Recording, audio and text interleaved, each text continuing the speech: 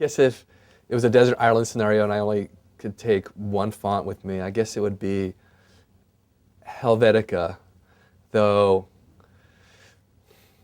though it has its limitations. I think it's incredibly versatile and gets the job done. And I also think it's one of the few typefaces that will really survive the test of time, you know, beyond the next several decades, if not into the next century. I think there's just something that was just really done right when that typeface was put together. And not just that, I think the conversation that sort of grew around Helvetica, especially over the past 5 years ago, has really solidified it as a timeless classic. So that's the one I would take with me. It's certainly not the only one, but if pressed, that would be the one. Well, I think you know, our colleagues over at The Guardian are doing a really great job with their news presentation. I think the art director over there, who's Mark Porter.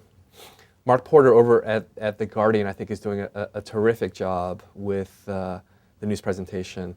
He's a guy who came from a print background. He was art director for the newspaper for a long time. And what I really like about that example is he was, you know, quite modest in coming to the web and really understood that it required him to really immerse himself for a year, if not, you know, several years, to really get the medium.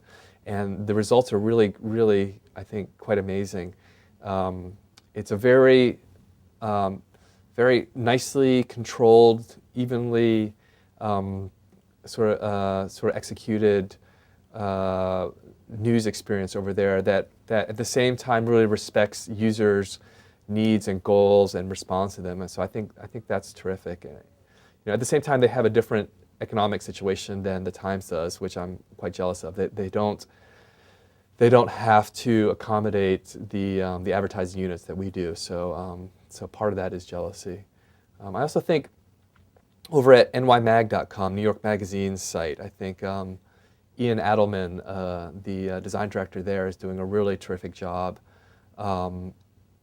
making a site that's not that different from ours, but is, I think, infused with a lot more, I think, sort of playfulness than the Times is, and has just done a terrific job over the past few years creating a site that's really full of character and I think really accurately translates the personality of the print magazine to the web without being slavish to the print side.